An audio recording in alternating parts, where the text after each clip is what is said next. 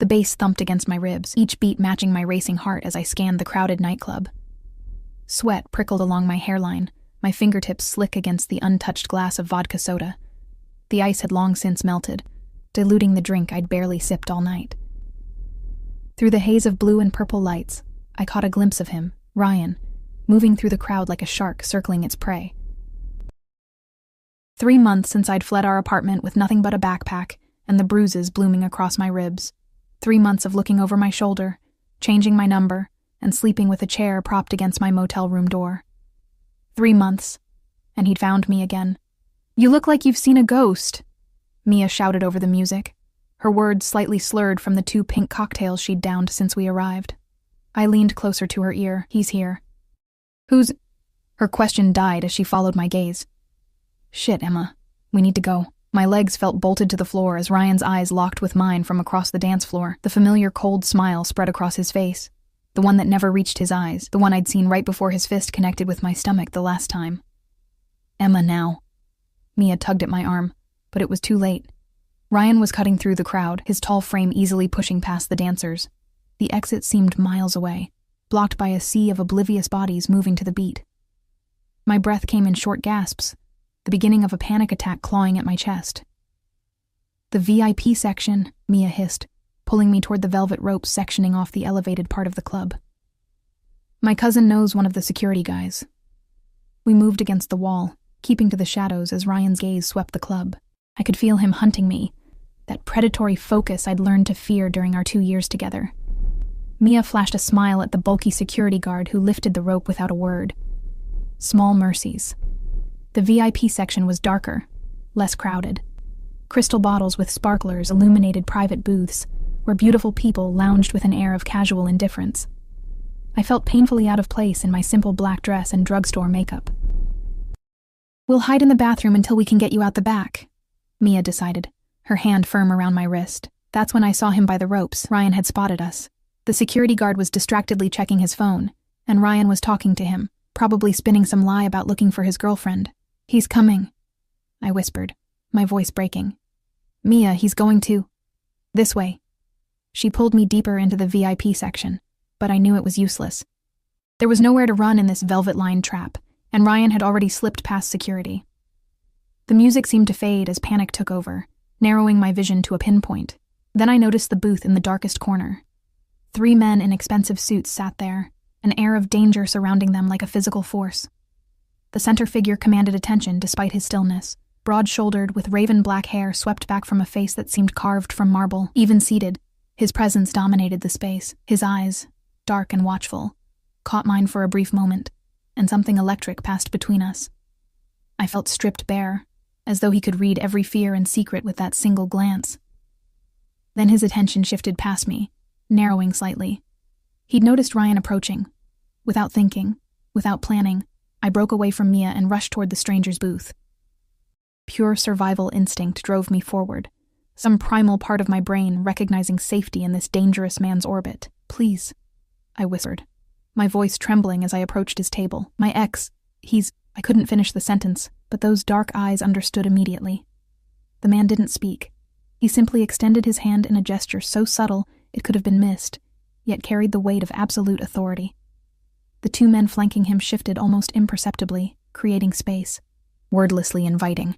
I heard Ryan's voice behind me. "Emma, there you are, babe."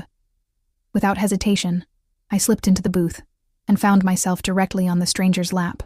His body was solid beneath mine, radiating heat through the expensive fabric of his suit. The faint scent of cedar and something darker, something exclusive, filled my senses. I stiffened, suddenly aware of what I'd done, trapped between 2 different kinds of danger. A strong arm wrapped around my waist, not restraining, but supporting, possessive yet oddly gentle.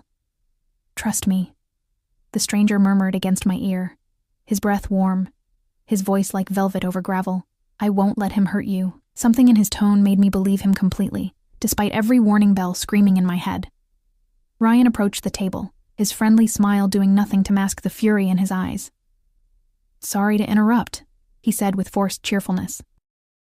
"But my girlfriend and I had a little argument, and she's being dramatic. Emma, let's go."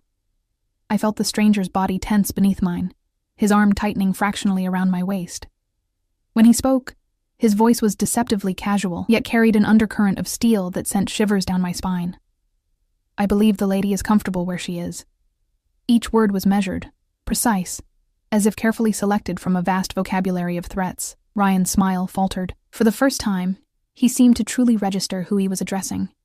The color drained from his face as his eyes darted between the man holding me and his two silent companions. "There's been a misunderstanding."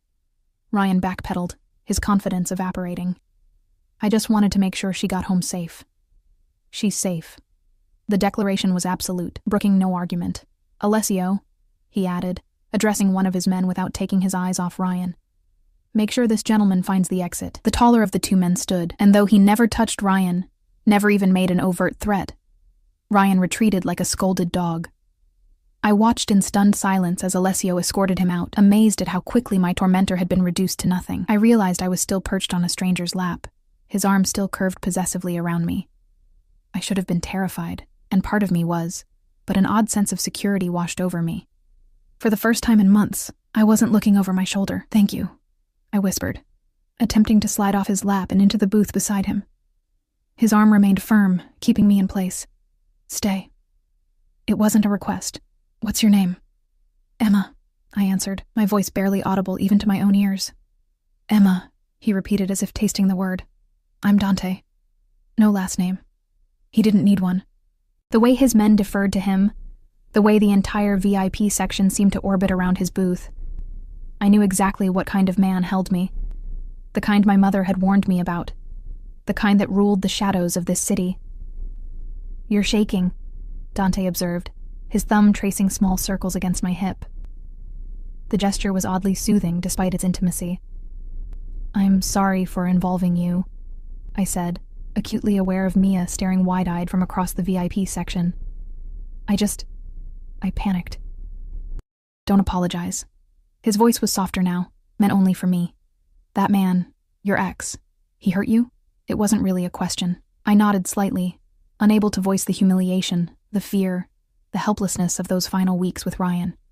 Something dangerous flashed in Dante's eyes, gone so quickly I might have imagined it. His free hand rose to brush a strand of hair from my face, the touch feather-light, despite the calluses I felt against my skin. "He won't trouble you again." The simple statement carried such certainty that I believed it instantly. I should have been horrified by the implication, should have protested or clarified that I didn't want Ryan hurt, just gone. Instead, I felt a weight lifting from my shoulders, a burden I'd carried so long I'd forgotten what it felt like to stand straight. Mia approached cautiously, visibly intimidated. "Emma, are you okay?" Before I could answer, Dante spoke. "Your friend is safe with me." His tone was polite but dismissive. "You can leave your number with Marco. We'll ensure she gets home safely." Mia hesitated, clearly torn between fear of the situation and concern for me. I gave her a small nod, trying to convey that I was okay. "I'll be fine," I assured her. "I'll call you tomorrow." After Mia reluctantly left her number with a remaining bodyguard, Dante finally allowed me to slide into the seat beside him, though his arm remained around my shoulders, maintaining contact. The booth felt like a separate universe, isolated from the pulsing club beyond. "Tell me about him," Dante said, his attention fully focused on me. It was disorienting, being the sole recipient of such intensity. I stared at my hands, now clasped tightly in my lap. "There's not much to tell. We dated for 2 years. It was good at first, then it wasn't. And no one helped you." There was something cold in his question, a judgment not of me, but of a world that had failed to protect. "I hid it well," I admitted, "and Ryan is charming when he wants to be. People see what they expect to see." Dante nodded, understanding completely. "And you ran. 3 months ago. I've been staying at motels, working cash jobs. I thought I'd covered my tracks. People like him. They're obsessive, predictable." Dante's contempt was evident. Weak men who prey on those they should protect. The irony wasn't lost on me, being comforted by a man who undoubtedly had blood on his hands, whose very presence radiated controlled violence. Yet somehow, I felt safer with him than I had in years. "Why did you help me?" I finally asked, meeting his gaze directly. Something shifted in his expression. Surprise, perhaps, that I'd dared to question him. Then the ghost of a smile touched his lips. "Because you chose me." 3 simple words, heavy with meaning I couldn't fully decipher. Had I chosen him? In that moment of panic, facing Ryan's approach, I'd instinctively sought shelter with the most dangerous person in the room. What did that say about me? I should go, I said, though I made no move to leave. The thought of returning to my dingy motel room, alone with my fears, was suddenly unbearable. Where? Dante asked. Back to hiding, looking over your shoulder? I had no answer. No plan beyond survival from one day to the next. Stay, he said again, but this time it carried a different weight. Not a command, but an offer. I have properties throughout the city. Secure, private. You would be safe there until you decide your next move. Alarm bells rang in my mind. I'd escaped one controlling relationship only to consider placing myself under the protection, the power, of a man who was clearly dangerous in ways Ryan could never approach. Why would you do that? Suspicion crept into my voice. You don't know me. Dante studied me for a long moment, his expression unreadable. Consider it a mutual arrangement. Your ex saw you with me. Word will spread. Having a woman under my protection sends a message. So I'd be, what? A prop? A possession? The words came out sharper than intended. An association, he corrected smoothly, temporary and beneficial to us both. You gain safety. I gain, let's call it, an enhanced reputation. It was transactional, cold even. No false promises or manipulations, just a straightforward exchange. Still, I hesitated. What would be expected of me? His dark eyes held mine. Your presence. Nothing more. I didn't believe him, not entirely. Men like Dante didn't offer sanctuary without expecting something in return. Yet the alternative was returning to my life of fear and hiding, always one step ahead of Ryan, until the inevitable day he caught me again. 1 week, I said, surprising myself with the decision. I'll stay somewhere safe for 1 week. Then I decide what comes next. Dante inclined his head, the barest hint of satisfaction in his eyes. 1 week, he agreed. As he gestured for his remaining bodyguard, I couldn't shake the feeling that I'd just made a deal with a different kind of devil. I'd escaped the frying pan and walked deliberately into the fire. But fire, at least, kept the wolves at bay. The car that carried me away from the club was unlike any I'd ever been in, a sleek black Bentley with windows tinted so dark they appeared solid from the outside. The interior smelled of premium leather and subtle cologne, the seats soft as butter against my bare legs. Dante sat beside me, a careful distance between us now that we were no longer playing a role for Ryan's benefit. Or perhaps we were still playing roles, just different ones.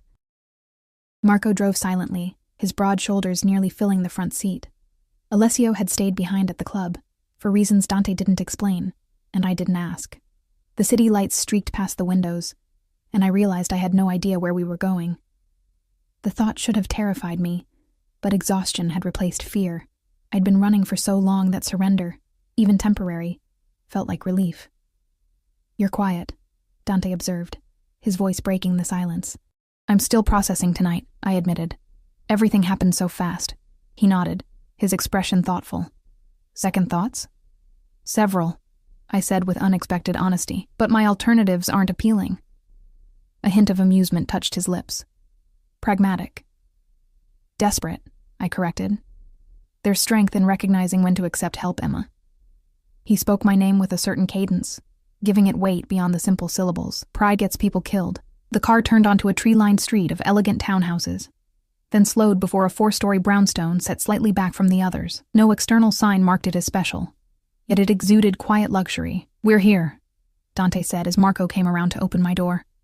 I followed Dante up the steps, noticing the subtle security cameras tucked into the ornate exterior moldings. The heavy door opened before we reached it, revealing a slender woman in her 50s with silver-streaked dark hair pulled into an immaculate bun. Sophia, Dante greeted her, his tone warm in a way I hadn't heard before. This is Emma. She'll be staying with us for a time. The woman's keen eyes assessed me without judgment. Of course. The blue room is prepared. Thank you. Dante turned to me. Sophia manages this household. Whatever you need, she'll provide. Sophia offered a small smile. You must be tired, Miss Emma. Would you like something to eat before you rest? The unexpected kindness nearly broke me. I couldn't remember the last time someone had offered me food without expecting something in return. Just water, please, I managed, suddenly aware of how parched I was. I'll show you to your room, Dante said, his hand coming to rest lightly at the small of my back, as he guided me up a curving staircase. The house was a study in understated elegance, hardwood floors, tasteful art, muted colors that somehow managed to feel both masculine and inviting. Nothing ostentatious or gaudy, nothing that screamed illicit wealth, just quality and taste that spoke of old money, not street fortune.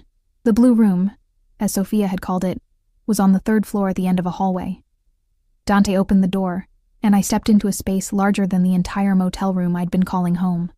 A 4-poster bed dominated one wall, draped with linens in varying shades of blue and cream. A sitting area with a small sofa faced a fireplace, and double doors opened onto what appeared to be a private bathroom. "This is too much," I whispered, overwhelmed by the luxury after months of survival. "It's secure," Dante replied, as if that were the only consideration that mattered. He moved to the window, drawing back heavy curtains to reveal a small balcony. "There's only one entrance to this room. That door. The balcony doesn't connect to any others. The windows are bulletproof." I raised an eyebrow at that last detail. "Are you expecting gunfire?" "I expect everything," he said simply. "It's why I'm still alive." A soft knock at the door interrupted us. Sophia entered with a tray bearing a crystal carafe of water, a glass, and a small plate of what looked like shortbread cookies. "I thought you might want something light," she explained, setting the tray on a side table. "There's a robe and nightgown in the bathroom. Fresh clothes will be here in the morning." "Thank you, but I don't need—" "It's already arranged," Dante cut in smoothly. "Sophia has excellent taste. Trust her judgment." The older woman smiled. "If there's anything else, just use the house phone by the bed." She quietly withdrew, leaving me alone with Dante. The reality of my situation suddenly hit me. I was in a stranger's house, a dangerous man's private domain, with no phone, no money, no way out if this turned ugly. Yet every instinct told me I was safer here than anywhere I'd been since leaving Ryan. "You're overthinking again," Dante observed, those dark eyes missing nothing. "It's a lot to process," I said, running my fingers absently along the carved wooden footboard of the bed. "I don't usually jump into strange men's laps and then go home with them." A ghost of a smile. "I should hope not." The possessiveness in those 3 words sent an unexpected shiver through me. I turned away, moving to the window to gather my thoughts. The city sparkled beyond the glass, beautiful and remote. "What happens tomorrow?" I asked, needing some framework, some structure to cling to. Dante approached, stopping just behind me, close enough that I could feel his presence without him actually touching me. "Tomorrow you rest. Recover. The day after, if you wish, Sophia will take you shopping for anything you need." "I can't afford—" "Consider it part of our arrangement," he interrupted. "Your visible association with me requires a certain presentation." I turned to face him, finding him closer than expected. "So I'm to be your kept woman? Your trophy?" Something dangerous flashed in his eyes. "You're to be safe, Emma. The rest is window dressing." "Why does my safety matter to you?" I pressed, needing to understand his motivation beyond the vague explanation he'd offered at the club. "The truth, please." Dante studied me for a long moment, as if deciding how much to reveal. "When I saw you tonight, you were hunted, cornered. Yet instead of surrendering, you sought the most dangerous ally available." His voice lowered. "That kind of survival instinct. It's rare. Valuable." "I'm not an asset to be acquired," I said, lifting my chin despite the flutter of fear in my stomach. "No," he agreed. "You're a woman who deserves better than what life has given you so far." He stepped back, creating distance between us. "Rest, Emma. Lock the door behind me if it makes you feel safer. No one will disturb you." With that, he left, his footsteps nearly silent on the plush carpet. I stood frozen for several seconds before moving mechanically to the door and turning the heavy lock. The sound of the bolt sliding into place was reassuring, though I suspected it would provide little barrier if Dante truly wanted entry. The bathroom was as luxurious as the bedroom, marble and chrome, with a shower large enough for 3 people and a soaking tub positioned beneath a window with privacy glass. True to Sophia's word, a silk nightgown and matching robe hung on a hook, tags still attached. They were exactly my size. That detail should have disturbed me more than it did. I showered for what felt like hours, letting the hot water wash away the club, the fear, the memory of Ryan's face. When I finally emerged, wrapped in the softest robe I'd ever worn, I felt almost human again. The nightgown slipped over my head like water, cool against my skin. Despite the exhaustion weighing my limbs, sleep proved elusive. I lay in the massive bed, staring at shadows on the ceiling, trying to make sense of the bizarre turn my life had taken. Just hours ago, I'd been a nobody, a waitress hiding from her abusive ex. Now I was in a mansion, under the protection of a man who commanded fear with just a glance. A man who had helped me without demanding anything immediate in return, which only made me more suspicious of his ultimate intentions. When I finally drifted off, my dreams were a confused jumble of dark eyes and gentle hands with hidden violence beneath. Morning arrived with soft light filtering through curtains I didn't remember closing. For a disorienting moment, I couldn't place where I was, the bed too comfortable, the silence too complete to be my motel room. Then memory flooded back. The club. Ryan. Dante. A gentle knock at the door startled me fully awake. Miss Emma? Sophia's voice, calm and proper. Breakfast will be served in half an hour, if you'd care to join. I cleared my throat. Thank you, I'll be down. You'll find clothes in the wardrobe. The bathroom has everything you should need. Her footsteps retreated, leaving me to investigate the wardrobe she'd mentioned. Inside hung several outfits, all with tags removed but clearly new, jeans that looked my size, sweaters in muted colors, even underwear still in packages. The invasion of privacy, someone determining my size, selecting intimate items, should have felt violating. Instead, it struck me as efficient. Clinical almost. I chose the simplest outfit, jeans and a cream-colored sweater, and dressed quickly, running my fingers through my hair in lieu of a proper styling. The woman in the mirror looked better than she had any right to. The dark circles under my eyes less pronounced, my skin with a hint of color returning after my first decent sleep in months. Finding my way downstairs proved easier than expected. The scent of coffee guided me to a sun-filled dining room, where Sophia was arranging a setting at one end of a table that could seat 12. Good morning, Miss Emma. She greeted me with a warm smile. Did you sleep well? Better than I have in a long time, I admitted. And please, just Emma is fine. She nodded, pouring coffee into a delicate cup. Mr. Dante had business this morning, but asked me to make sure you were comfortable. Eggs? Toast? Just toast, thank you. I settled into the chair she'd prepared, feeling out of place in this formal setting. Sophia, how long have you worked for him?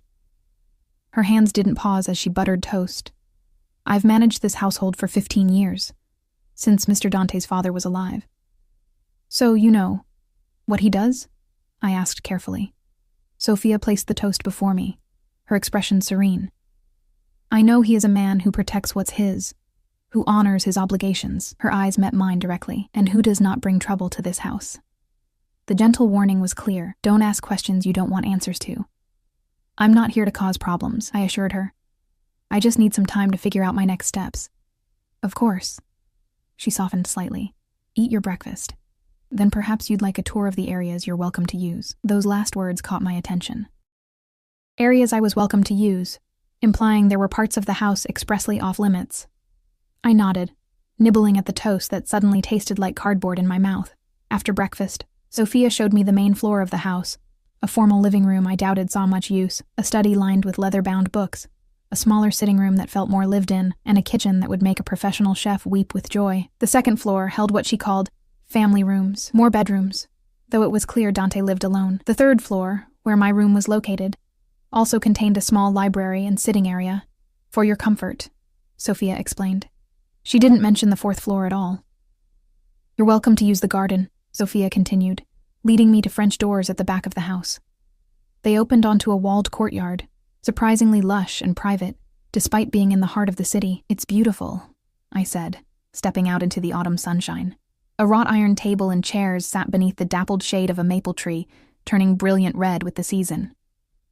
Mr. Dante rarely has time to enjoy it, Sophia said with a hint of sadness. Perhaps your presence will encourage him to slow down occasionally. The comment struck me as odd, as if she expected my stay to be more than the temporary arrangement Dante had described.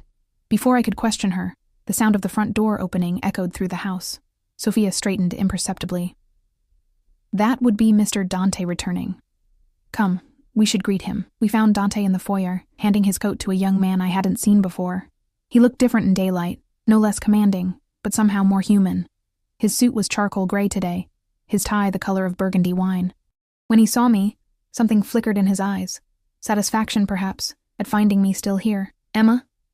He said my name like he was claiming it. I trust Sophia has been taking care of you? Yes, she's been very kind. I shifted uncomfortably under his scrutiny, aware of how ordinary I must look in the simple clothes. We were just touring the garden, Sophia explained. Miss Emma has had breakfast and seems well rested. Dante nodded. Good. I have some matters to attend to, but I'll join you for dinner. It wasn't a question or an invitation. Simply a statement of fact, unless you'd prefer to dine alone. The small concession to my preference surprised me. Dinner would be nice, I said, unsure why I felt a flutter of anticipation at the prospect of spending more time with him. 7 o'clock, he confirmed, then turned to Sophia. The packages I ordered? Arriving this afternoon, she replied efficiently. Excellent. He returned his attention to me. I took the liberty of having some additional items sent for you, practical necessities. Before I could respond, he excused himself, disappearing into what I assumed was his study. The door closed with a definitive click. Sophia patted my arm gently. He works too much, she confided, as if we were old friends discussing a mutual concern. Come, I'll show you the library. There are many books to keep you occupied until dinner.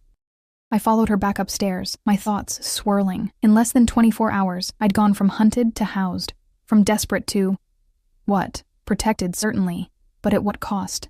The gilded cage was still a cage, no matter how kindly the jailer. Yet as I settled into a comfortable window seat in the library, a novel open in my lap but my eyes on the garden below, I couldn't deny the creeping sense of security. For the first time in months, I wasn't looking over my shoulder, wasn't calculating escape routes, wasn't counting the dwindling dollars that stood between me and homelessness. If this was captivity, it was the most gentle imprisonment I could imagine, and if Dante was my captor, he was nothing like the monsters I'd feared. That thought troubled me most of all. The practical necessities Dante had mentioned arrived in the afternoon. 6 large boxes delivered by men who moved with the same watchful efficiency as Alessio and Marco. Sophia supervised the delivery, directing the packages to my room with a quiet authority that brooked no argument. Mr. Dante thought you might prefer to unpack privately, she explained, leaving me alone with the mysterious boxes. The first contained clothing, casual pieces in my size, but of a quality I'd never been able to afford. Jeans that probably cost more than a week's wages at the diner, sweaters and soft cashmere, even a dress that looked suitable for a dinner party. The second box held shoes, practical boots, elegant heels, comfortable flats. By the third box, I was overwhelmed. Toiletries, makeup, even a hairdryer superior to any I'd ever used. The fourth and fifth boxes held more clothing, outerwear, sleepwear, even workout clothes. But it was the final box that left me speechless. A cell phone, a laptop, and an envelope. Inside the envelope, I found a bank card with my name on it, and a note in elegant masculine handwriting. For your independence. The accounts are in your name only. D. My hands trembled as I stared at the card.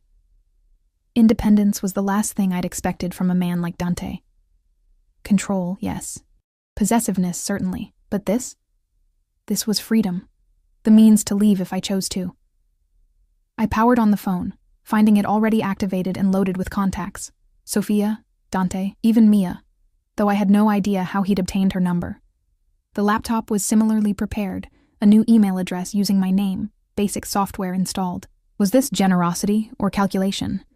A genuine desire to help, or a more subtle form of control, creating a debt I could never repay? I couldn't decide, and the uncertainty gnawed at me as I organized the new possessions, folding clothing into drawers that had been empty that morning. At 6:30, I showered and changed for dinner, opting for a simple black sweater and dark jeans, rather than the more formal options. I applied minimal makeup, more from habit than vanity, and pulled my hair into a loose knot at the nape of my neck. The woman in the mirror looked like me, but somehow different. Rested, less haunted. The bruise that had lingered on my collarbone for weeks was finally faded to nothing. At precisely 7, I made my way downstairs, following the soft glow of lights to the formal dining room. Dante was already there, standing beside the table now set for 2 at one end. He'd changed from his business suit to dark slacks and a charcoal sweater that somehow managed to make him look both more approachable and more dangerous. Emma, he greeted me, pulling out my chair. You look well. Thank you for everything, I said awkwardly as I sat. It's too much. It's what you need. He took the seat adjacent to mine, rather than across the table, close enough that I could catch the subtle scent of his cologne. Did the phone and laptop meet your requirements? They're far more than I require, I admitted. I don't understand why you'd give me the means to leave when you went to such trouble to bring me here. Dante's expression remained neutral, but something flickered in his eyes. I didn't bring you here to trap you, Emma. You're not a prisoner. Then what am I? "A guest," he replied smoothly. "Under my protection, but free to leave when you choose." Sophia entered with a bottle of wine, saving me from having to respond. She poured 2 glasses of ruby-red liquid before retreating to the kitchen. I took a sip, finding it rich and complex, probably worth more than I used to make in an entire shift. "Tell me about yourself," Dante said, watching me over the rim of his glass, before Ryan. The request caught me off guard. I'd expected questions about my ex, about what he might do next, not interest in my past. "There's not much to tell," I said with a small shrug. "I grew up in a small town about 3 hours from here. My parents died in a car accident when I was 19. I dropped out of college to settle their affairs and never went back. No other family?" I shook my head. "Only a distant aunt who made it clear she wasn't interested in taking on a nearly grown niece. I worked odd jobs, moved to the city for better opportunities, met Ryan at the restaurant where I was waitressing." I paused, remembering how charming he'd been at first. He was a regular customer, always requested my section, left generous tips. He seemed kind. "They usually do, at first," Dante observed, no judgment in his tone. "When did it change?" "Gradually. So slowly I barely noticed." I stared into my wine glass, watching the liquid catch the light. First, it was checking my phone, then criticizing my friends, my clothes, how I spoke to other men. By the time he first hit me, I was already isolated, dependent on him financially. He'd convinced me to quit my job, that he'd take care of everything. Sophia returned with our first course, something delicate involving scallops, momentarily halting the conversation. When she withdrew, Dante continued as if there had been no interruption. "Yet you left." I nodded, picking up my fork without really seeing the food. "He broke 2 of my ribs. I realized the next time might kill me." I forced myself to take a bite, the flavors barely registering. I waited until he left for a business trip, took what cash I could find, and ran. "Brave," Dante commented. The word so unexpected I looked up sharply. "Desperate," I corrected again, echoing our conversation from the previous night. "Survival and bravery often look identical," he countered. "Many in your position never find the courage to leave." We ate in silence for a few moments, the quiet comfortable rather than strained. Sophia cleared our plates and brought the main course, roasted duck with vegetables arranged so artfully they resembled a painting. "What about you?" I ventured, surprising myself with the boldness. "Your family?" If he was startled by my question, he didn't show it. "My father built a business empire. My mother died when I was young. I have a younger sister who lives in Europe, by choice and my insistence." "You sent her away?" I asked before I could stop myself. "I keep her separate from my affairs," he clarified, his tone making it clear this was a decision not open for debate.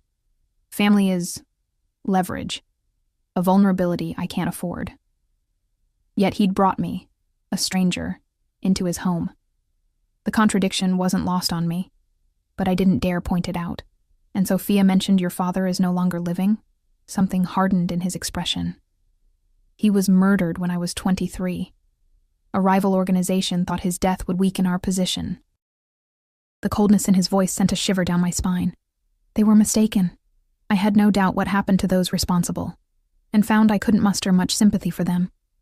The realization disturbed me. Was I already becoming desensitized to the violence that surely surrounded this man? "I'm sorry about your father," I said instead, focusing on the human aspect of his loss, rather than what followed. Dante studied me, seeming to weigh my sincerity. It was a long time ago. The conversation shifted to lighter topics for the remainder of dinner, books we'd read, places we'd visited. Dante was surprisingly well-traveled, knowledgeable about art and literature in a way that suggested genuine appreciation rather than performance. By dessert, a crème brûlée that melted on my tongue, I found myself relaxed, almost enjoying his company. It was disconcerting how easily I could forget what he was, who he was. After coffee, Dante escorted me to the sitting room where a fire had been lit against the autumn chill. We sat on opposite ends of a leather sofa, close enough for conversation, but with a careful distance maintained between us. "Your ex," Dante said after a moment, his tone shifting back to business. "Tell me what he might do next." The abrupt change of subject jolted me. I don't know. He's never found me before. Usually I'm more careful." "He's resourceful," Dante observed. "Or he has help. Either way, he's persistent. He always said if I ever left him, he'd find me." I admitted, the memory sending a chill through me despite the fire's warmth, that I belonged to him. Something dangerous flashed across Dante's face. "You belong to yourself, Emma, no one else." The conviction in his voice startled me. For a man who clearly commanded others, who exuded ownership and control, it was an unexpected sentiment. Ryan doesn't see it that way, I said softly. To him, I'm property that was stolen. Then he needs to be corrected. The casual way Dante said it, as if educating my ex about ownership rights was as simple as changing a light bulb, sent another chill through me. I don't want him hurt, I said quickly. I just want him to leave me alone. Dante's expression was unreadable. Sometimes the only language men like that understand is pain. Please, I insisted, leaning forward to emphasize my point. I don't want that kind of solution. I don't want to trade one violence for another. He studied me for a long moment, then inclined his head slightly. As you wish. But understand that restraint is a courtesy, not a limitation. If he threatens you again, if he comes near you, all promises are void.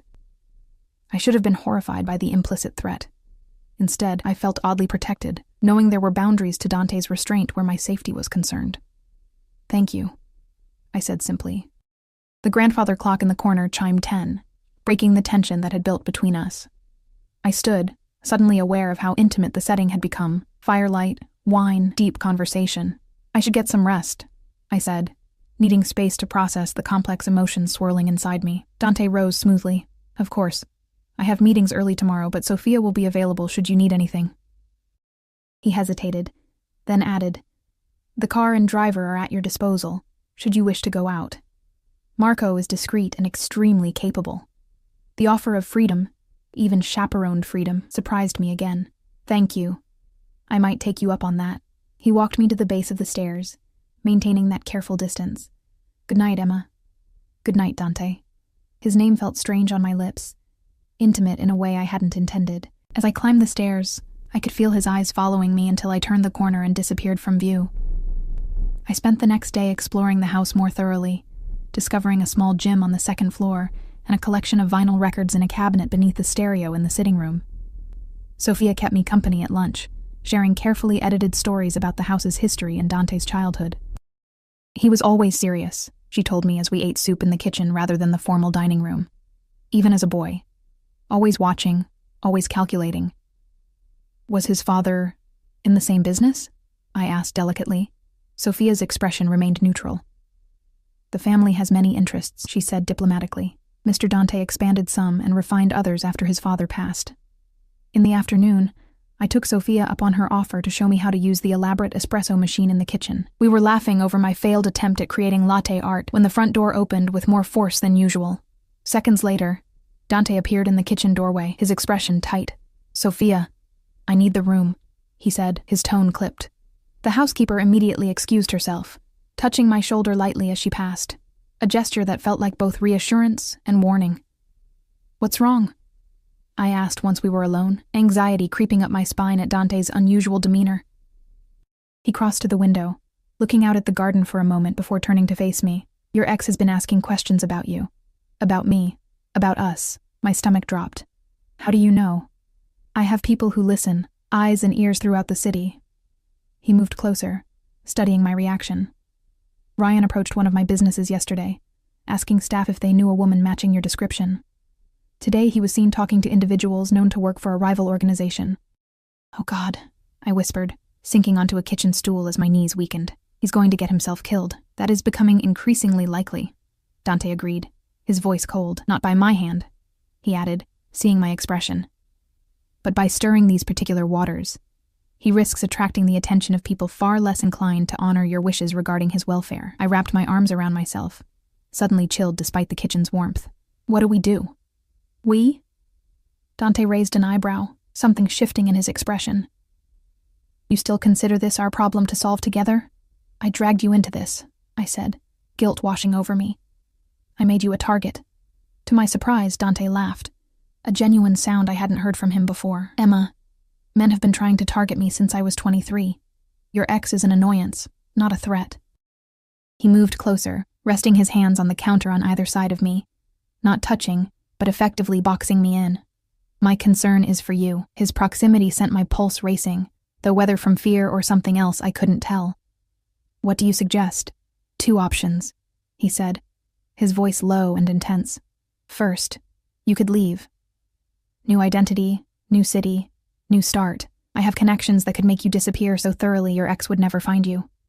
The offer was tempting, a clean slate, a chance to rebuild without looking over my shoulder, but it meant running again, being alone again. And the second option? I asked, my voice barely above a whisper. Dante's dark eyes held mine. Stay. Not as a guest, but visibly as mine. Make the association real rather than rumored. Your ex needs to understand that pursuing you means challenging me directly. A calculation even desperate men reconsider. As yours, I repeated, the implication sending a confusing mix of alarm and anticipation through me. What exactly would that entail? Public appearances, accompanying me to certain functions, being seen entering and leaving this house. He paused, gauging my reaction. Nothing more intimate than you're comfortable with, but the world would need to believe there is more between us than convenience. A performance, I clarified. Initially, he conceded. Though I won't pretend I find the arrangement unpleasant. The admission hung between us, charged with possibilities neither of us had acknowledged until now. I should have been frightened by the intensity in his gaze, should have chosen the escape he offered.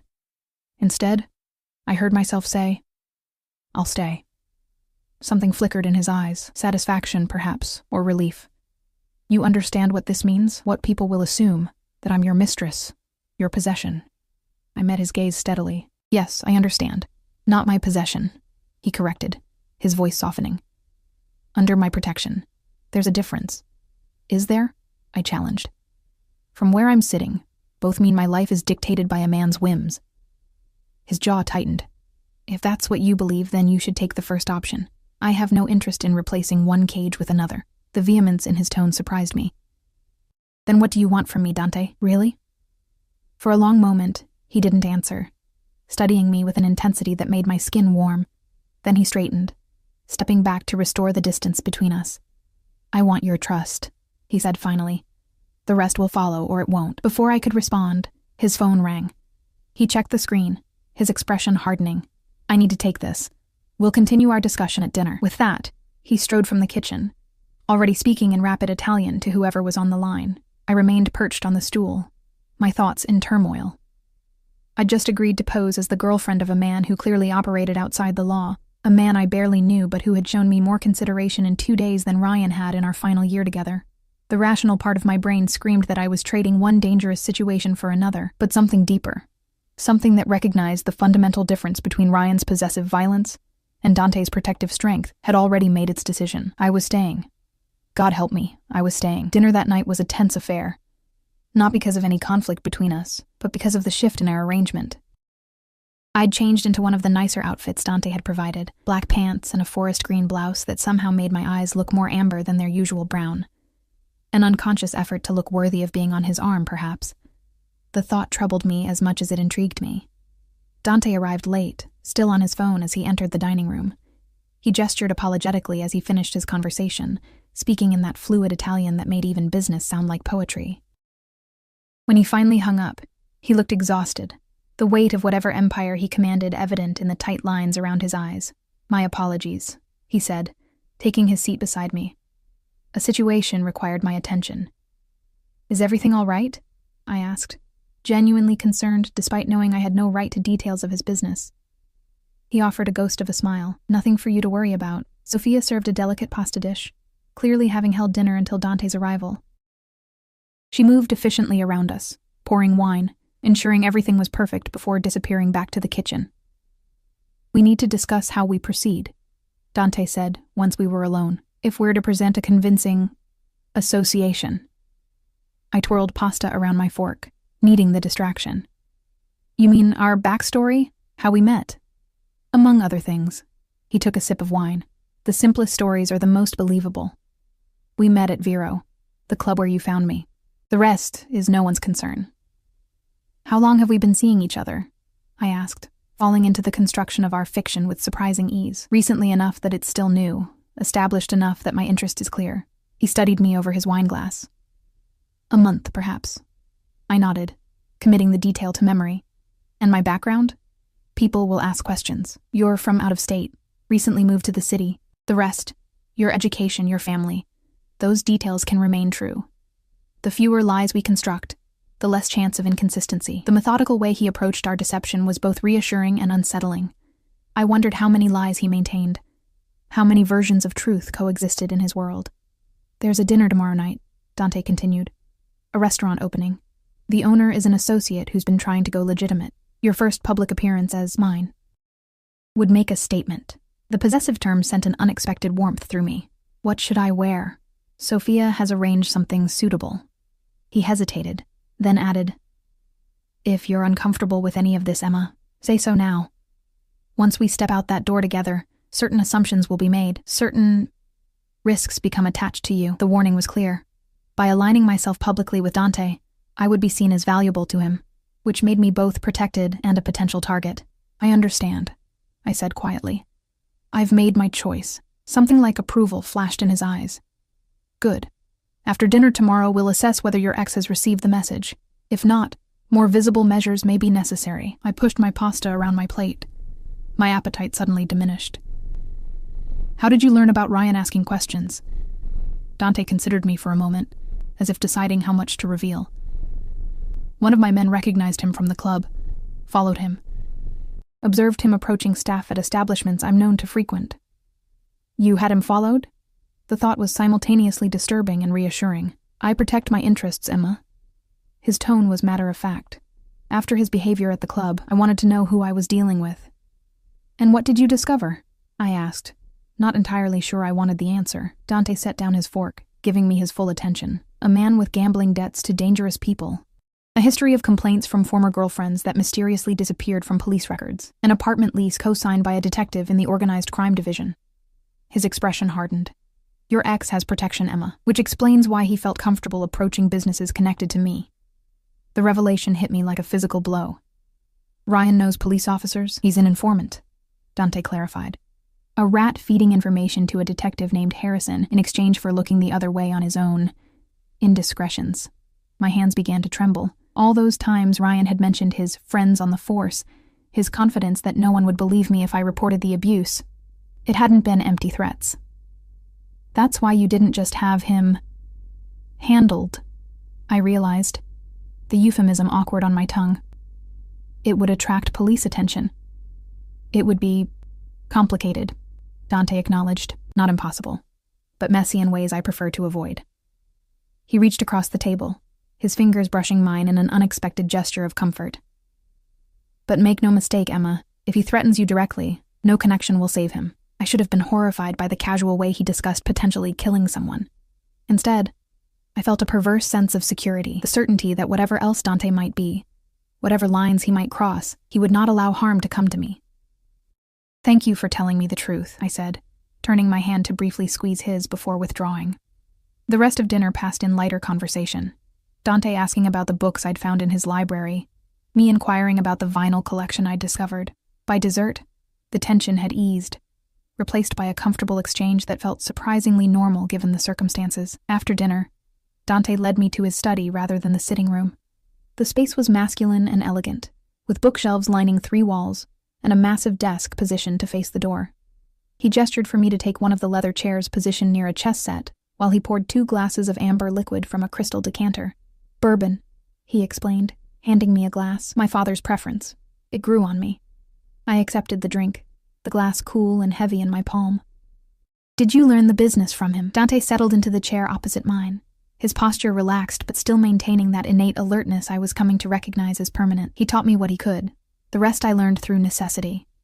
He took a sip of his bourbon. "My father believed in education, both traditional and practical. I have degrees in business and law, though I've never practiced the latter conventionally." The revelation surprised me. Somehow I'd assumed his path had been entirely shaped by the underworld, not academia. "You're wondering how a man with my education chose this life," he observed, reading my expression with unnerving accuracy. "I'm wondering if it was a choice at all," I countered. A hint of appreciation flickered in his eyes. "Perceptive. My path was predetermined in many ways, but I've shaped it to my own design." He gestured vaguely around us. "My father operated in shadows. I prefer a balance, legitimate businesses alongside the other ventures. Less risk, more stability. A criminal enterprise with good accounting," I said, before I could stop myself. To my relief, Dante laughed, that genuine sound I'd heard only once before. Exactly. The world is changing. Adaptability ensures survival. I took a small sip of the bourbon, the liquid burning pleasantly down my throat. Is that why you're helping me? Adaptability? His expression turned serious. No, Emma. That comes from a different imperative altogether. Before I could ask what he meant, he changed the subject, gesturing to the chess set between us. Do you play? Badly, I admitted. My father taught me the basics, but I never had the patience for strategy. A shame, Dante commented, idly adjusting one of the carved marble pieces. It teaches valuable lessons about sacrifice and foresight. I prefer games where luck plays a role, I said. Chess is too predetermined. If you're skilled enough, if you can see far enough ahead, the outcome is almost inevitable. Nothing is inevitable, Dante contradicted quietly. Even the most carefully constructed plans can be derailed by a single unexpected move. His eyes met mine over the board. By someone willing to risk everything on an impulsive choice. The weight of his words hung between us, and I knew he wasn't talking about chess anymore. I had been that impulsive move in his ordered world, the unexpected variable when I'd chosen his lap as sanctuary from Ryan. Do you regret it? I asked. Getting involved in my problems? No. The answer came without hesitation. Do you regret coming to me? I considered the question honestly. No, I should, probably, but I don't. Something shifted in his expression, a softening around his eyes, a tension releasing I hadn't realized was there. We finished our drinks in comfortable silence, the unspoken connection between us deepening in ways I couldn't yet define. When I finally rose to retire for the night, Dante walked me to the base of the stairs, as had become our routine. This time, however, he caught my hand before I could ascend, his touch feather-light but arresting. Tomorrow will change things, he said quietly. Once we're seen together publicly, there's no going back. You'll be linked to me in ways that carry consequences. I know, I replied, surprised by my own steadiness. Sleep well, Emma. He released my hand, stepping back to restore the careful distance he always maintained. Good night, Dante. I climbed the stairs, feeling his gaze on me until I turned the corner. The dress Sophia presented the next evening was unlike anything I'd ever worn. A deep burgundy silk that draped like water over curves I'd forgotten I possessed after months of stress and inadequate food. The neckline was modest but elegant, the hemline respectable but flattering. When I emerged from the bathroom after Sophia had helped style my hair into loose waves, I hardly recognized the woman in the mirror. You look lovely, Miss Emma, Sophia said with genuine warmth. Mr. Dante will be pleased. I smoothed my hands over the silk, nervous despite myself. It's been a long time since I dressed for an occasion. The first of many, perhaps, Sophia commented with a knowing smile. Come, he's waiting downstairs. Dante stood in the foyer, his back to the stairs as he checked his watch. When he turned at the sound of our approach, his expression changed in a way that sent heat blooming across my skin. His gaze traveled slowly from my face to the dress and back, appreciation evident in his dark eyes. You are stunning, he said simply. He himself was devastating in a tailored black suit with subtle charcoal pinstripes, his tie matching the burgundy of my dress so perfectly. I knew Sophia had coordinated our appearance down to the last detail. Thank you for the dress, I said, feeling unexpectedly shy under his scrutiny. It's beautiful. The dress is merely fabric, he replied, offering his arm. You make it beautiful. The compliment was delivered with such sincerity that I couldn't dismiss it as mere flattery. I placed my hand on his arm, the solid warmth of him beneath the expensive suit, reminding me of that first night in the club when I'd sought refuge in his lap. Marco waited with the car, opening the door with a respectful nod. As we drove through the city toward the restaurant, Dante briefed me on who we might encounter. The owner, Vincent, is an old associate attempting to establish legitimate businesses. His restaurant is excellent. He poached a chef from Milan. Dante's hand rested casually on the seat between us, close to mine, but not touching. You may encounter some of my business associates. Some are aware of our arrangement, others will assume what they will. How should I behave? I asked, wanting to play my part correctly. His lips curved slightly. Be yourself, Emma. You needn't pretend affection or deference. Simply being at my side is enough. The restaurant was in the most exclusive part of the city, its facade understated but elegant. As Marco opened our door, Dante stepped out first, then offered his hand to assist me. The moment my fingers touched his, something shifted between us. A subtle claiming, a statement to the watching world. Cameras flashed as we approached the entrance. Local society photographers documenting the restaurant's opening. Dante's hand moved to the small of my back, a warm presence guiding me through the door held open by uniformed staff. Inside, the space was a study in modern luxury. Soaring ceilings, crystal chandeliers, tables spaced for privacy. A burly man with a surprisingly gentle face approached immediately, clasping Dante's shoulder with evident affection. "Dante, you honor us." His accent was thickly Italian despite what I guessed were years in America. His gaze moved to me with open curiosity. "And who is this vision?" "Vincent, this is Emma," Dante said, his hand still at my back. "Emma, Vincent Russo, an old friend and the owner of this establishment." Vincent took my offered hand, bowing over it with old-world charm. "Any friend of Dante's is family here," he said with a warm smile. "The best table is waiting, of course." As Vincent led us through the restaurant, I was acutely aware of eyes following our progress. Curious, speculative, assessing. Women in designer dresses leaned to whisper behind manicured hands. Men in expensive suits nodded respectfully to Dante while giving me evaluating glances. Our table was indeed the best, positioned to see the entire restaurant while offering privacy from neighboring diners. Dante held my chair, a gesture that seemed natural rather than performed. "Is this what your life is always like?" I asked quietly, as Vincent departed with promises of special treatment. "More or less," Dante acknowledged, his attention seemingly on the menu, though I knew he was aware of everyone in the room. "You're uncomfortable with the attention." It wasn't a question, but I answered anyway. Not uncomfortable, just unused to it. With Ryan, I was expected to be invisible unless he wanted to show me off. Something darkened in Dante's expression. "That will never be the case with me. When we're in public, you are my equal. Remember that." The conviction in his voice warmed something inside me. Before I could respond, a waiter appeared with champagne. Compliments of the house. As the evening progressed, I found myself relaxing into the role of Dante's companion. The food was exquisite, the wine perfectly paired. Between courses, Dante introduced me to various associates who stopped by our table, some clearly legitimate businessmen, others with that same dangerous edge Dante himself possessed.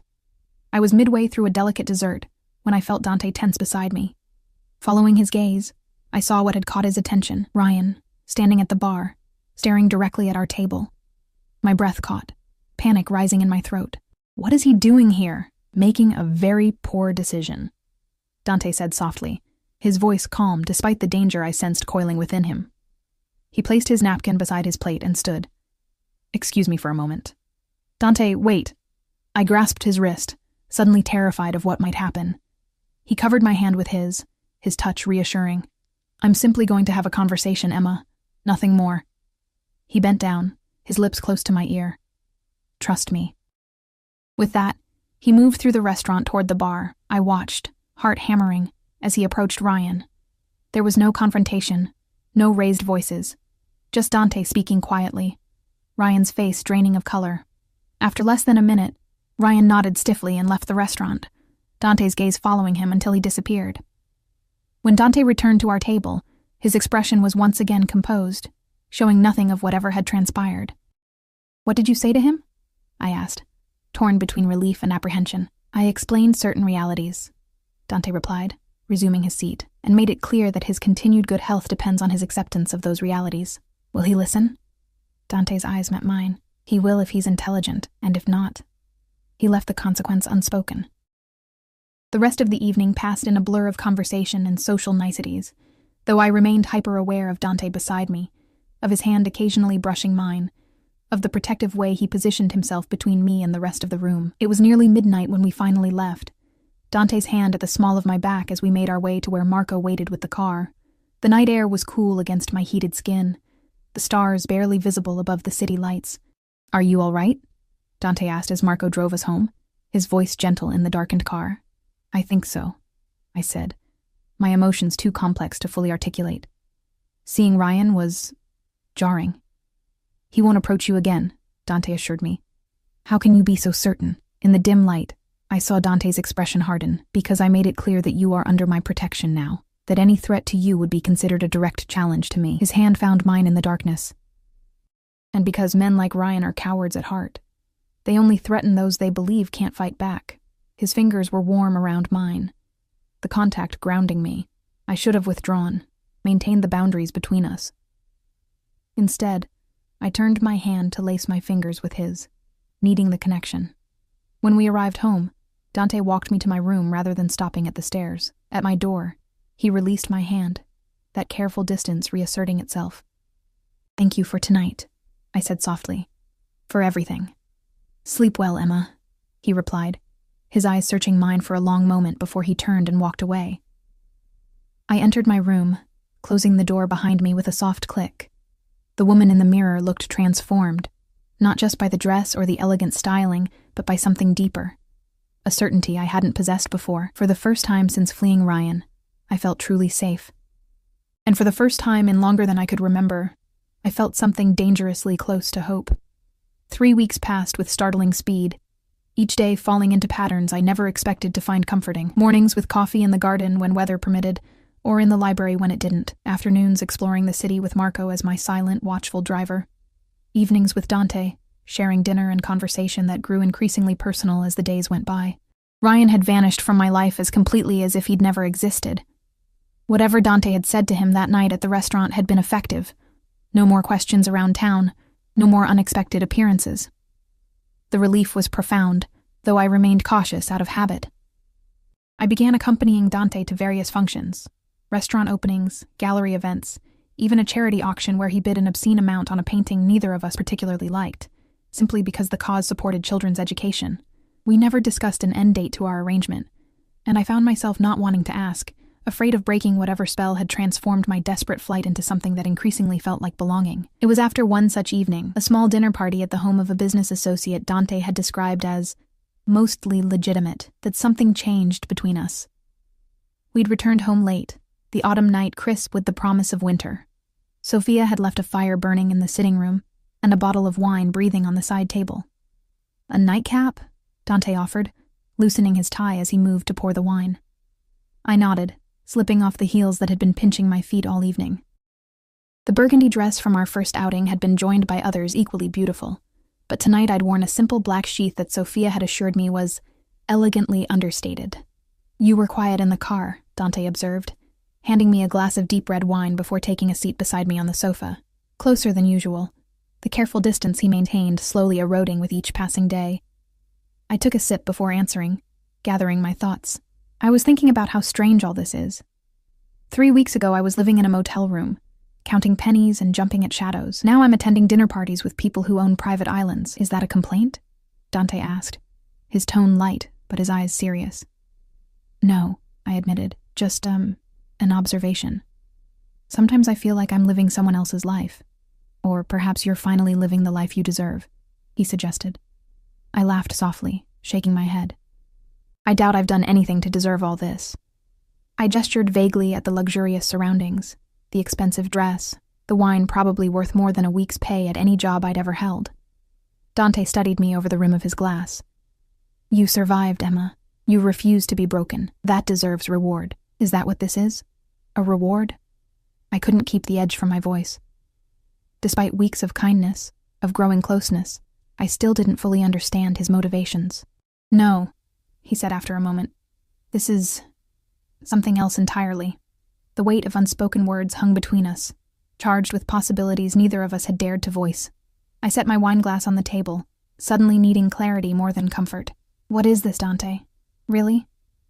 We've been playing this game for weeks, pretending for others. But here now, just the two of us.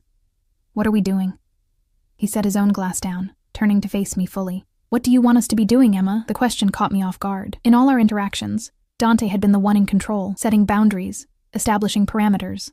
Now he was asking me to define things, to take the lead in a dance I barely understood the steps to. "I want..." The words caught in my throat. What did I want? Safety? Yes. Freedom from fear. But there was more. A growing need I'd been trying to ignore. A pull toward this dangerous man who had shown me nothing but respect and protection. "I want to stop pretending." Something shifted in his expression. A softening around the eyes, a tension releasing from his shoulders. "Pretending what exactly? That this is just an arrangement? That I'm just here for protection? That I don't..." I faltered, courage failing. Dante moved closer, still not touching me, but close enough that I could feel the heat radiating from his body. That you don't what, Emma? His voice had dropped lower, a velvet rumble that sent shivers across my skin. That I don't feel something for you, I whispered, finally giving voice to the truth I'd been avoiding. For a long moment, he said nothing, his dark eyes searching mine. Then, with deliberate slowness, he reached out to brush a strand of hair from my face, his fingertips grazing my cheek in a touch so gentle it almost undid me. I brought you here for your protection, he said quietly. I told myself it was practical, that your association with me would serve a purpose. But the truth is far simpler and far more complicated. His hand cradled my cheek, warm and slightly calloused against my skin. I wanted you close, Emma, from the moment you chose me in that club. From the moment you trusted me enough to seek safety in my arms, I wanted you where I could see you. Protect you. Know you. The confession stole my breath. Why didn't you say anything? Because you were vulnerable, running from one man who tried to control you. His thumb traced my cheekbone. I refuse to be another cage, even a gilded one. You're not, I whispered, leaning into his touch. You never were. Something fierce flashed in his eyes.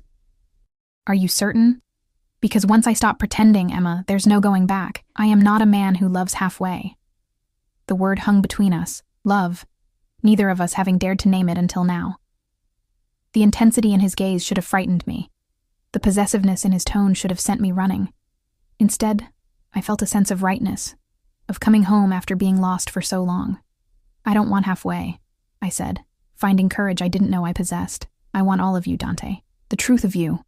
His control, that careful restraint he'd maintained since the night we met, finally broke. In one fluid movement, he pulled me to him, his mouth capturing mine in a kiss that was both question and answer. His lips were firm yet gentle, demanding yet giving, and I melted into him as if I'd been waiting for this moment my entire life. When we finally broke apart, both breathless, his forehead rested against mine, his hands framing my face as if I were something precious. I've wanted to do that since the night you sat on my lap, he confessed, his voice rough with emotion. I smiled, my hands resting on his chest, feeling his heart racing beneath my palm. Why did you wait so long? Because I needed you to choose me again, he said simply, not out of fear or necessity, but because you wanted me as I want you. The admission struck me deeply. This powerful man who commanded fear and respect, who could have taken what he wanted at any time, had waited for me to come to him freely. It was a kind of respect I'd never experienced before. I choose you, I whispered against his lips. Today. Tomorrow. For as long as you'll have me. His answering kiss was deeper, hungrier, his arms wrapping around me to pull me firmly against him. I surrendered to the sensation, to the safety and danger of being in his arms, to the contradiction that was loving a man like Dante. When his lips moved to my neck, trailing fire along my skin, I gasped, my fingers tangling in his hair to keep him close. Dante? He pulled back slightly, his eyes dark with desire but still watchful, still careful with me. Too fast? I shook my head. Not fast enough. Something primal flashed in his gaze. In one smooth movement, he stood, pulling me up with him. Not here, he said, his voice a low growl that sent heat pooling low in my stomach. I want to take my time with you. He led me upstairs, past my room to the master suite at the end of the hall. A space I'd never entered, his private domain. The room was masculine yet elegant, dominated by a massive bed with charcoal sheets and a view of the city through floor-to-ceiling windows. As the door closed behind us, Dante's restraint returned, his movements slowing as he turned to face me. We can stop at any time, he assured me, his hands gentle as they framed my face. You set the pace, Emma. In answer, I reached for the zipper of my dress, slowly drawing it down. The black fabric pooled at my feet, leaving me in only the delicate undergarments Sophia had somehow known to include in my wardrobe. Dante's eyes darkened as they traveled over me, appreciation and hunger evident in his gaze. Beautiful, he murmured, his hands hovering just above my skin as if asking permission to touch. I stepped closer, closing the distance between us. Your turn, I whispered, my fingers working at the buttons of his shirt. He remained still, allowing me to undress him at my own pace. Each revealed inch of his olive skin was a revelation. Powerful muscles, scattered scars that told stories of a violent past, a tattoo over his heart in Italian script I couldn't translate. When we were both bare before each other, vulnerable in our nakedness, Dante gathered me in his arms, his mouth finding mine in a kiss that felt like coming home. He laid me on his bed with a reverence that brought tears to my eyes. his body covering mine like a shield against the world. "I'll never let anyone hurt you again," he vowed against my skin, his hands and lips exploring every inch of me with exquisite care. I arched beneath him, surrendering to the sensations he evoked. I know. When he finally joined his body with mine, the connection was more than physical, a claiming, yes, but also a giving. Dante, always in control, allowed himself to be vulnerable with me in ways I suspected he rarely permitted. And I, who had learned to fear a man's touch, found healing in the tender worship of his hands. We moved together, finding a rhythm that spoke of possession and surrender, of protection and trust. When pleasure finally overtook me, Dante's name fell from my lips like a prayer, his answering groan as he followed me over the edge, the most beautiful sound I'd ever heard. Afterward, he held me close, my head resting on his chest where I could hear the steady beat of his heart. His fingers traced patterns on my bare shoulder, his breathing slowly returning to normal. "I've never brought anyone to this room," he said quietly into the darkness, "not even for a night." The admission sent warmth blooming through me. "Why me?" He shifted, propping himself up to look down at me, his expression serious in the moonlight filtering through the windows. "Because from the moment you chose me, something inside me recognized you as mine to protect, to cherish." His fingers brushed my cheek. "I've built walls around myself for years, Emma. Necessary walls that kept me alive, kept my family safe. But with you, they crumble." I reached up to touch his face, tracing the strong line of his jaw. "Does that frighten you?" "Terrifies me," he admitted with unexpected honesty. "You are the only vulnerability I've allowed myself in a very long time. I would never use that against you, I promised." His smile was gentle. "I know. It's why I can love you." And the word, spoken directly now, wrapped around me like a blanket. "I love you too," I whispered, the truth of it settling deep in my bones. Dante pulled me closer, his arms a shelter I never wanted to leave. "Sleep," he murmured against my hair. "I'll be here when you wake." I drifted off in his embrace, more secure than I'd ever felt in my life. Morning brought golden light streaming through the windows and the unfamiliar sensation of waking in someone's arms. Dante was already awake, his dark eyes watching me with a tenderness that made my heart swell. "Good morning," he said softly, brushing hair from my face. "Morning," I replied, suddenly shy despite the intimacy we'd shared the night before. He seemed to sense my uncertainty, his hand rubbing soothing circles on my back. "No regrets." "None," I assured him, pressing a kiss to his chest, right over his heart. "You." "Only that I waited so long to tell you how I feel." He shifted, pulling me up so we were face to face. "I meant what I said last night, Emma. I love you.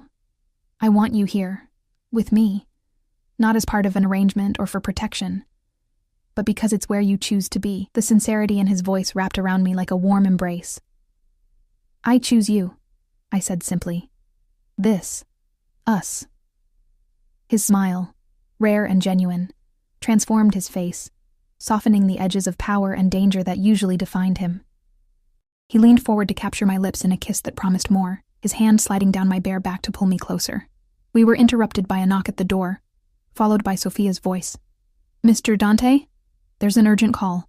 Dante sighed, pressing his forehead against mine for a moment before responding. "I'll be right there, Sophia." He kissed me once more before reluctantly leaving the bed, pulling on pants and a shirt with efficient movements. At the door, he paused, looking back at me tangled in his sheets. "We'll continue this conversation later," he promised, his eyes dark with intent. After he left, I lay in his bed for a while, savoring the scent of him on the pillows, the warmth where he had been. Eventually, I wrapped myself in his discarded shirt and padded back to my room to shower and dress for the day. When I came downstairs, Dante was in his study, the door ajar.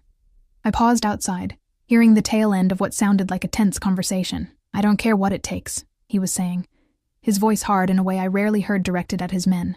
"Find out who's responsible and deal with it. Immediately." There was a pause then. "No. I want this handled quietly. And Marco? No one comes near this house. Double the security. Effective now." My stomach tightened with apprehension. I knocked lightly on the doorframe, and Dante looked up, his expression immediately softening when he saw me. "Come in," he invited, setting down his phone. I was just finishing. I entered cautiously, noting the tension in his shoulders, despite his attempt to appear relaxed. "Is everything all right?" He hesitated, clearly debating how much to tell me. We'd shared our bodies, our hearts. But this was his business, the dangerous world he inhabited that I'd only glimpsed from the edges. "There's been a situation," he finally said, gesturing for me to sit in one of the chairs across from his desk. "Nothing for you to worry about, but I may need to go out of town for a day or two." "Because of Ryan?" I asked, fear clutching at my throat. "No," Dante assured me quickly. "Ryan is no longer a concern. This is business. Internal matters that require my personal attention." I studied him, sensing there was more he wasn't telling me. "Is it dangerous?" A ghost of a smile touched his lips. "Most things in my life carry an element of risk, but I'm very good at what I do, Emma." He reached across the desk to take my hand. "I'll be back before you can miss me." "I doubt that," I said softly, squeezing his fingers. "I already miss you when you leave a room." Something flashed in his eyes, surprise, then a warmth that made my breath catch. He rose from his chair, coming around the desk to pull me to my feet and into his arms. "When I return," he murmured against my hair, "we have decisions to make. About us. About the future." I looked up at him, heart racing with possibility. "What kind of decisions?" His hand cradled my face, thumb brushing my cheek. "Whether you move your things into my room permanently, whether we make this, us, official in ways that matter in my world." "Are you proposing?" I asked, only half joking. Dante's expression turned serious. "Not yet. But I am asking you to consider what it would mean to be truly mine, Emma.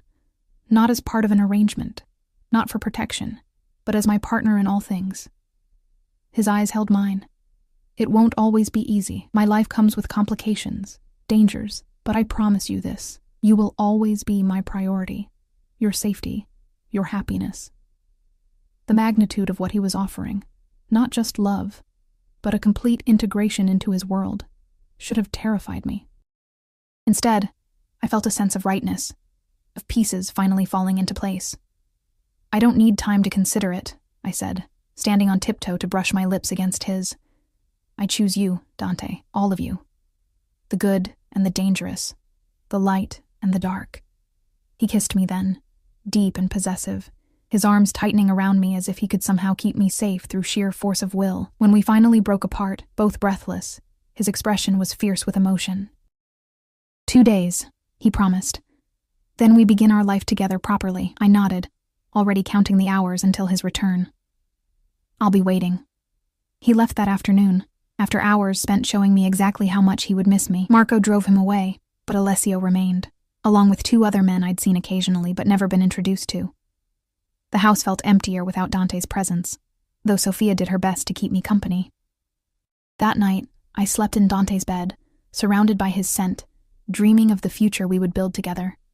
A future I never could have imagined when I'd first sat on the lap of a dangerous stranger to escape another threat entirely. Sometimes salvation came in unexpected forms. Sometimes safety meant choosing the most dangerous option. Sometimes love grew in the shadows, stronger for the darkness it had overcome. Dante returned exactly when he promised, appearing in the doorway of his bedroom where I sat reading, waiting for him. There was a small cut above his eye that hadn't been there when he left, but his smile when he saw me was bright enough to chase away any questions about what had happened while he was gone. "You're here," he said simply, crossing the room to gather me in his arms. "Where else would I be?" I replied, breathing him in, my hands checking him for other injuries with gentle exploration. "I'm fine," he assured me, capturing my wandering hands and bringing them to his lips. "And whatever needed handling has been handled." I nodded, not needing details. This was his world, and I had chosen to be part of it, the good and the bad, the safety and the danger. "Sophia has dinner waiting," I told him, pulling him toward the door. "And afterward," his eyes darkened with promise, "afterward, we begin the rest of our lives. Hand in hand, we descended the stairs, no longer predator and prey, protector and protected, but partners in a life neither of us had expected, but both now chose with our whole hearts. Sometimes the most dangerous choice turns out to be the only one worth making. And sometimes, sitting on a mafia boss's lap to avoid your ex leads to the kind of love stories only exist in dreams. I had run from one cage only to willingly enter another, but this one had no locks, no chains, only the bonds of love, respect, and a promise whispered against my skin that first night. "Trust me. I won't let him hurt you." Dante had kept that promise, and everyone since. and I would spend the rest of my life keeping mine, to love him, to choose him every single day.